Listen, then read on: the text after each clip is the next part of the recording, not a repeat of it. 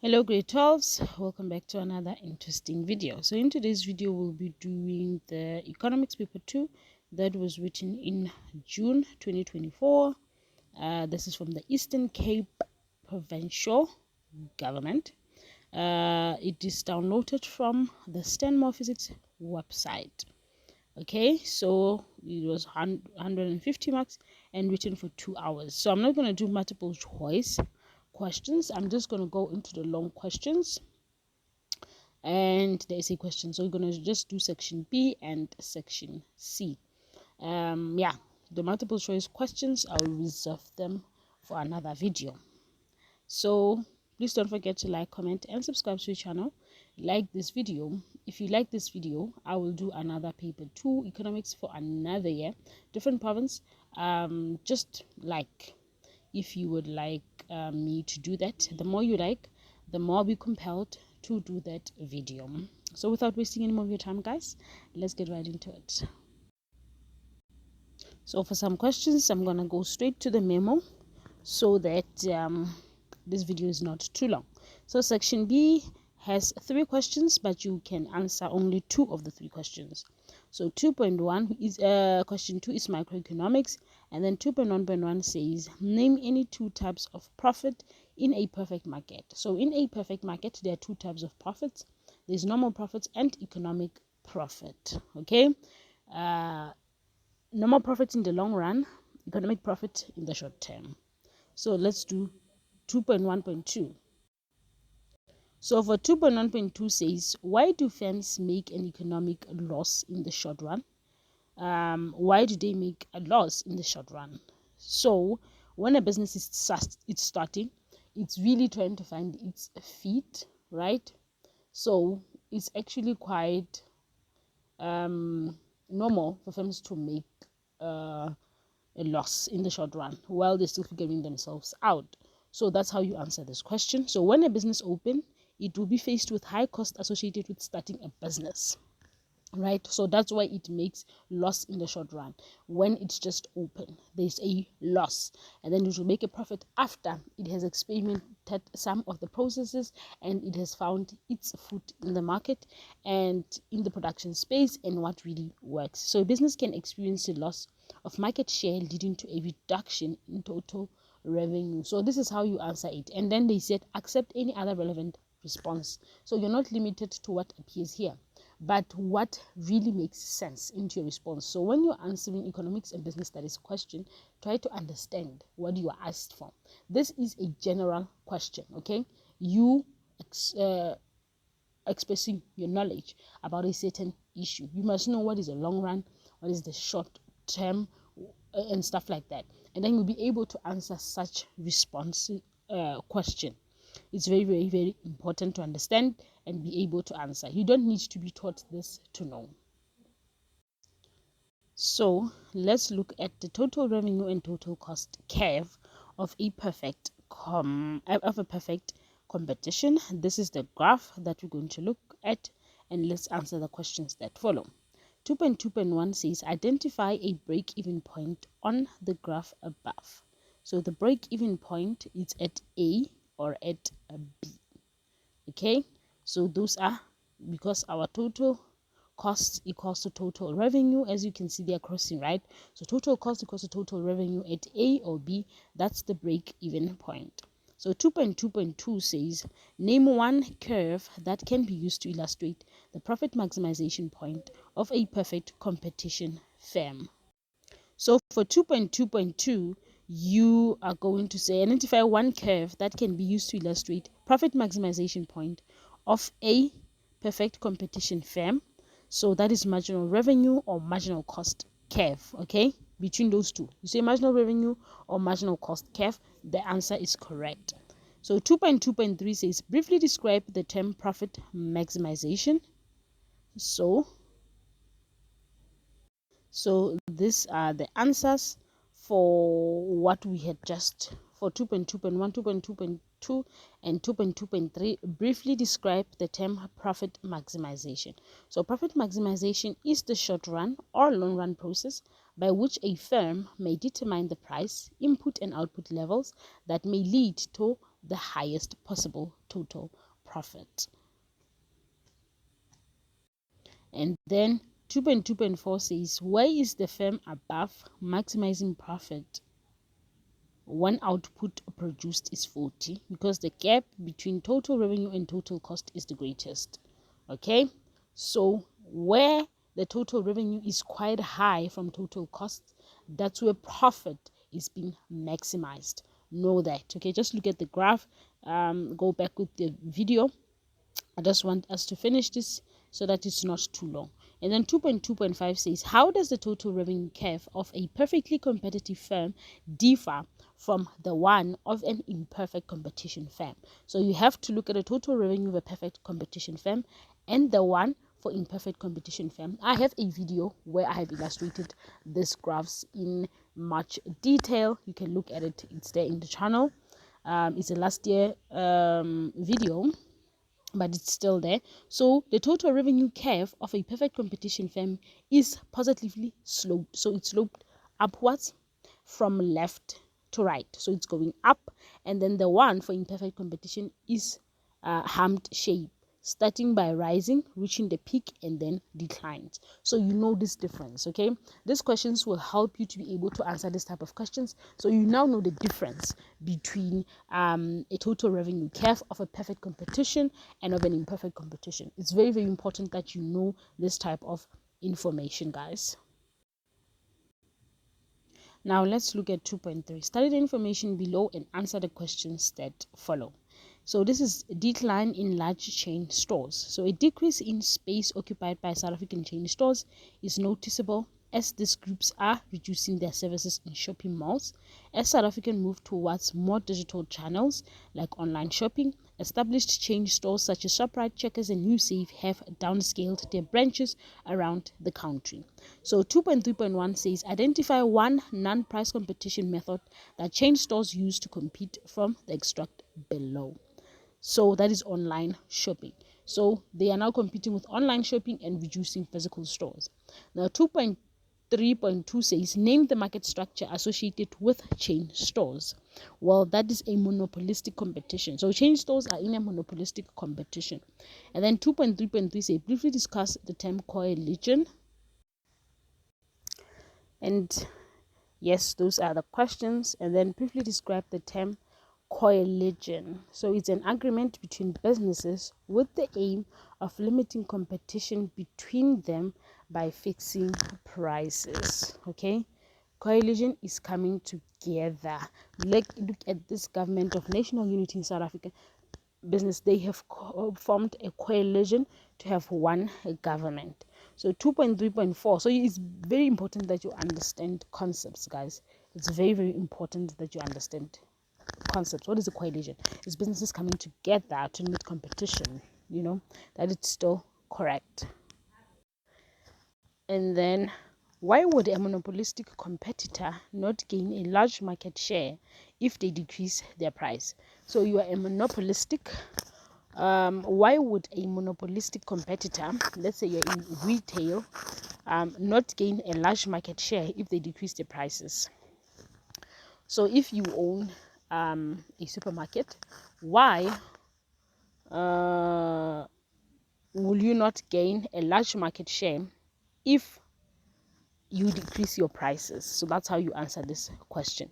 So monopolistic competitors use non-price competition strategies to compete. They do not compete using prices. So it's not even about a price point. That is not how they compete. Okay, many customers enjoy their benefits that enjoy other benefits that their favorite stores offer. Therefore, they remain loyal to Spar even if Shoprite decreases their price. So it's all about brand loyalty. So it's got nothing to do with prices. So 2.3.5 says, what negative consequences would the closing down of chain stores have on employees? If Pick and Pay chain stores close, what impact will that have on employees? That's how you answer this question, because they said accept any other relevant response. So you're not limited to what is here. What would be affected if the chain stores close down? That's how you answer this question. So it would result It could result in the retrenchment of workers. It contributes to less physical interaction, and this may lead to antisocial behavior and less work satisfaction, and all the employees will be retrenched and they will become unemployed. So there's so much unemployment that would take place if that was to happen. So briefly describe the objectives of the competition policy in South Africa. What are the objectives of the competition policy in South Africa? To help prevent the abuse of economic power, for example, by monopolists, to regulate the growth of market power by means of takeovers and measures, to prevent restrictive business practices, especially by oligopolies, such as fixing of selling prices, coalition in respect of tender, or price discrimination, etc. So those are the objectives of the competition policy in South Africa, not limited to what is here. So any other acceptable relevant answer will be marked and the maximum of 4 points. So 2.5, how would the implementation of minimum wages impact negatively on the economy? If this introduction of minimum wage, how do you think it will impact badly on the economy? Because people like farmers, domestic workers are now given a price, their employers are now given a minimum amount that they should be paid, and they should not be paid less than that. How do you think that can impact the economy badly? It's you just has to sit down and think about this question. Okay, so a lot of these questions are a lot of your responses.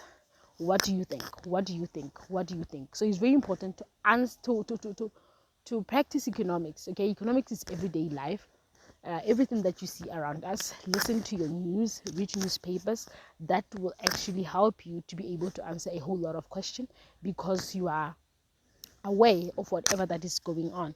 A lot of you might not know that there's even a minimum wage in the country. So minimum wages will enable citizens to afford basic needs, leading to an improvement in the standard of living. They can be a negative or a positive impact on the economy. So you can choose your stand, whether you say it's a negative impact or it's a positive impact. So affordability will improve, or how would the implementation of minimum wage impact negatively on the economy? So they ask for a negative perspective. Affordability will improve as a result of the position of minimum wage. Yes, it's 4 times 2, so you only ask for 2 points, 4 points, 2 marks each. And now we are on macroeconomics. So name any 2 features of public goods. We have non-rivalry, non-excludability, non-rejectability, social benefit, outstrip social cost, and continuous consumption. So any 2 from this list, they are limited to this one. So if you didn't know, write this down as part of your notes to know that features of public goods, these are the features of public goods. So how would the reducing of wealth and income gaps affect consumers positively? So how would the reducing of wealth and income gaps affect consumers positively? So if there's so much gap, income gap and wealth between the rich and the poor, it's such a huge gap. If that gap was to be closed, how will that affect consumers positively? So taxes on wealth will help the government to redistribute to the poor, and then more money can be spent on education and improving people's lives to overcome poverty. Laws can be also used to reduce inequality. Like any other relevant answer, it's also acceptable. There is 2.3. Study the information below and answer the questions that follow. So we have a minimum wage graph there. Research into the effects of minimum wage on health is rapidly expanding. At least 3 mechanisms could link higher wages to changes in health status. Higher wages could allow workers to afford both health improving and health harming products and services. So we have wages and the number of workers. So identify the market wage on the graph above. So we have to look at the market wage. The market wage is the 2,500. That is the market wage. And then 3.2.2 says name the curve in the graph. This is the demand curve.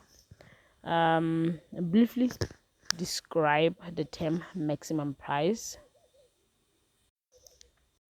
Yeah, so these are the responses, and then briefly describe the term maximum price. Maximum price is the highest price.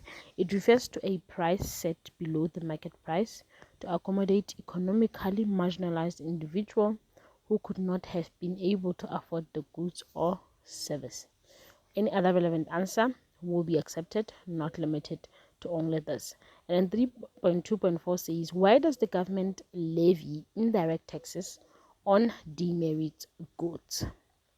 Is because they aim to reduce consumption of demerit goods as they are considered harmful to society. That's why.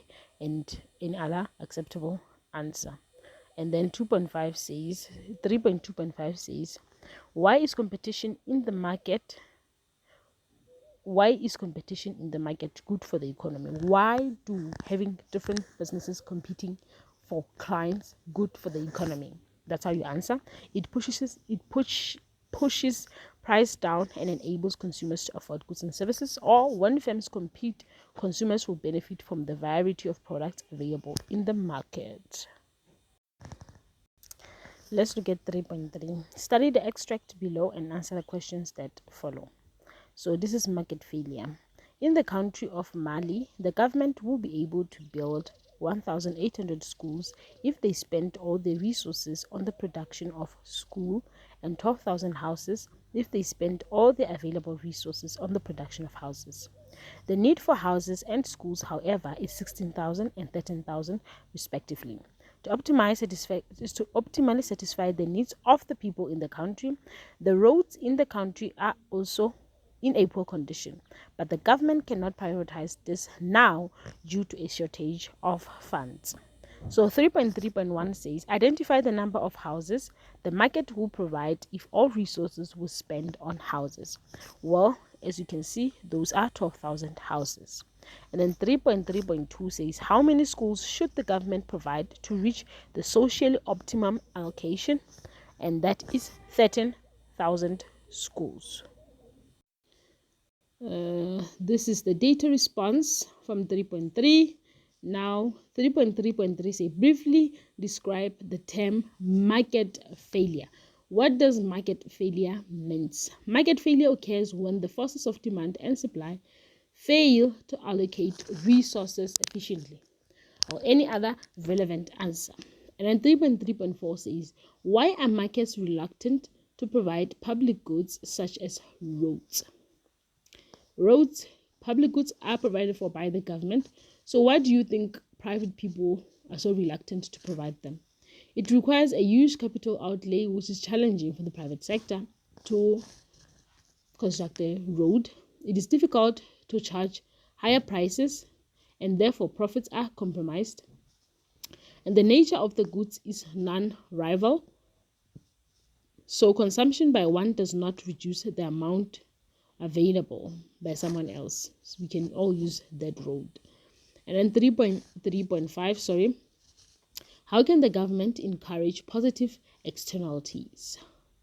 So the government can provide subsidies who create products or services with positive externalities, or any other relevant answer, guys, you'll be given a mark. And then 3.4 says, briefly discuss non-price competition and market entry as characteristics of monopolistic competition. So we're going to write non-price competition, and then advertising can be used to attract customers, but non-price, but not price. We don't use price. Product differentiation makes goods different from those of competitors. So that is how they compete without competing with price, okay? And then market entry. Entry is free and easy because there is no barrier like licenses, permits, or patents that restrict entry into the monopolistic competition. It is also easy for businesses that want to leave the market to do so. So any other more answers on market entry that you can provide?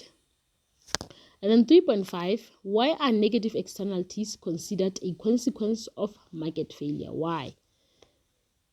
Because negative externalities are considered as a consequence of market failure because they represent a situation in which the market does not allocate resources efficiently, and this creates a situation of market failure where the market is not achieving optimal outcome from the perspective of society as a whole. So markets are often imperfect, and there may be divergence between private and social cost. And then we are on question 4. Question 4 always, guys, is a combination of question 2 and 3. It's a miscellaneous, so you're getting questions that you get in microeconomics and macroeconomics. That's how they normally do it. 4.1.1 says, name any 2 examples of explicit costs. Explicit costs can be wage, interest, leasing of land, expenditure on raw material, and any other relevant response. And then 4.1.2 says, why is the private sector reluctant to provide community goods? Because producers cannot withhold the goods for non-payment and are much more driven by economic motive in the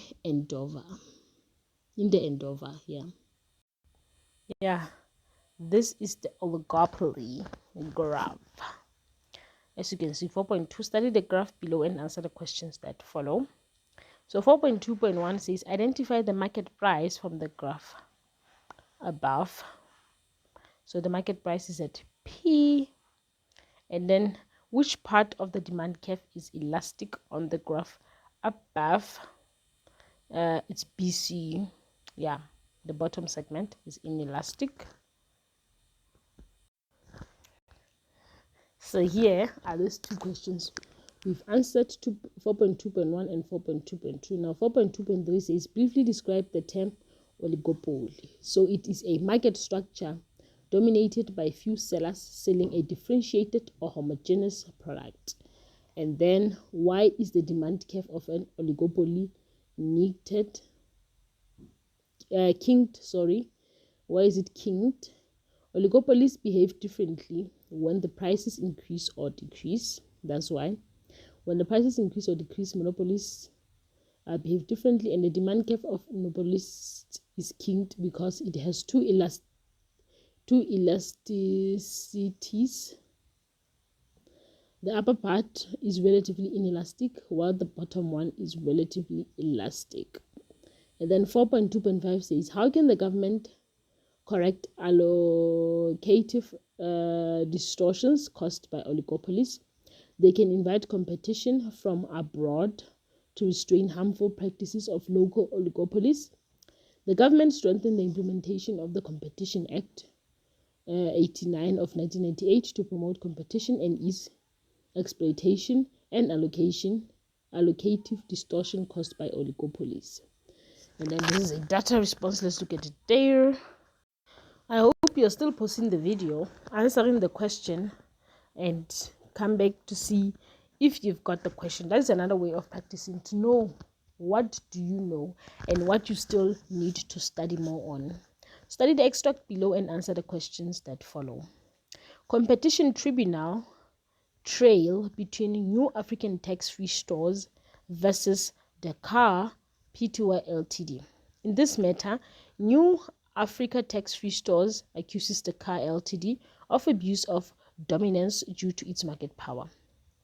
The matter arose after Dakar stopped supplying inferior products to New Africa. Dakar alleged that the products supplied to New Africa on a duty-free basis had made its way into the Southern African duty-paid market, a form of illicit product trading known as leakage. Dakar is denying these claims.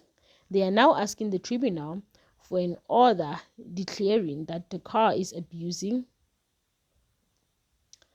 its dominance in contravention to the Competition Act. So, yes, this is what you have to read and then answer. And then 4.3.1 says, identify an institution that is responsible for investigating anti-competitive behavior in the extract above. That is the Competition Commission. And then 4.3.2 says, which institution rules on the causes submitted by businesses that are not satisfied with the ruling made by the Competition Tribunal. That is the Competition Appeal Court. 4.3.3 says, So that are the responses. 4.3.3, briefly describe the term implicit costs. So the value of skills owned by the entrepreneur and used in the production process. So that is the value of skills owned by the entrepreneur and used in the production process. There was a question for implicit costs. Now this is the meaning or any other relevant answer. And then 4.3.4 says, explain the way in which dominant businesses can abuse their market power. How can dominant businesses abuse their market power?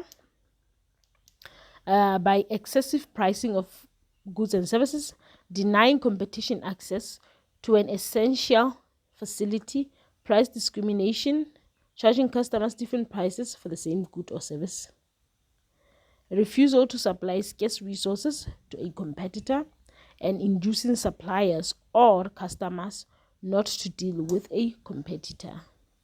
So 4.3.5 says, how can small, medium, and micro enterprises contribute to the goal of the competition policy? So how can small, medium, and micro enterprises, SMMEs, contribute to the goal of the competition policy? They provide more competition, which will prevent monopolies from abusing their power and prevent some firms from using restrictive practices like price fixing. So MMEs are an indication that all South African businesses, small and big, are provided with equal opportunities to participate in the economy. And then 4.4 says, briefly discuss overt collusion and tactic collusion. Now, overt coalition is an organization of oligopolist businesses that comes into existence in an industry with the specific aim of forming a collective monopoly. It is when oligopolies collude openly and formally, cartels control the production of goods, and this influences the price of product. And then tactic coalition, the behavior of firms is motivated by an arrangement that is not formal. Okay, so overt is more formal and tactic is not formal. The price signals are frequently the key element of tactic coalition. One business increases its price in the hope that the rivals will increase their prices. A firm like this is known as a price leader. So one business will just increase their prices. The price leader will increase their price in the hopes that others will increase. So tactic is more informal. They don't actually really even talk about it, but overt, they talk about it. So we have 4.5. Examine the condition under which perfect competition successfully operates. The cost of production are low due to allocative efficiency. So there are no barriers to entry in the market. Aspiring businesses can easily enter the market. And perfect market increase competition, which lowers the price for the consumer. So please don't forget to like this video. Remember, liking means I'll do another video. Okay, so please like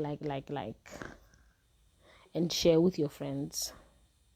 Now we're on section C, the essays. In economics essay, you have two parts of the essay, the main part and the additional part. The additional part is always 10 marks from grade 10. Okay, so the first part says, this one is microeconomics with the aid of a graph. Discuss in detail the various equilibrium positions under perfect market conditions. There are different equilibrium positions. So you're going to look at those equilibrium positions. And then number 2, which is additional part, you're just going to focus on equilibrium positions. You're going to use graphs. Number 2 says, why are South African state monopolies unable to achieve economic profit? That is number 2. Okay, those monopolies, it's ESCOM, right? So and others. So that's where you just focus on. Okay, whatever that you are asked is an additional part. You write additional part and then answer that question.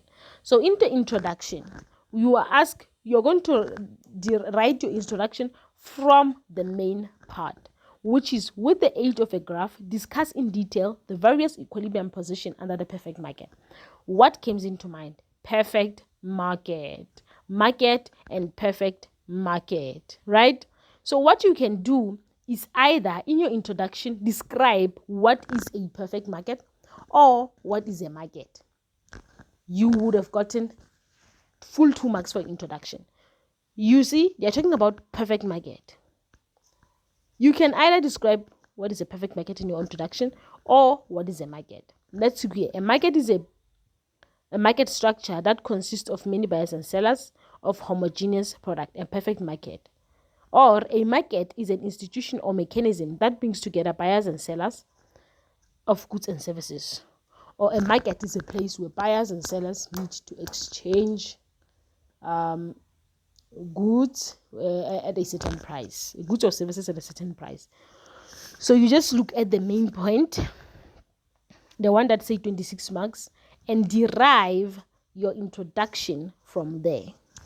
And then for the main part, we have various equilibriums, economic profit, and then you can look at that, and then you're going to do equilibrium at normal profit, equilibrium at economic loss.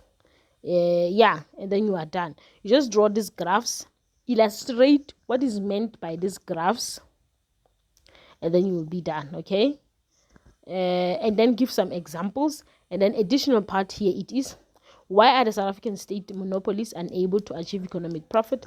Those are the answers. Okay, it's 10 marks, so meaning you have to give 5 full sentences to award you your 10 marks. And then in conclusion, now you say, after everything that you have written, what do you take from this? That is your, it can be a recommendation, a criticism, what, but this is your conclusion.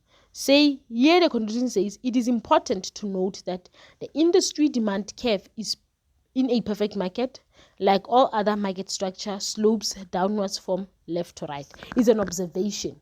So this one, they have concluded based on an observation that they've made when looking at all these graphs. So, actually this particular graph of normal profit, it's the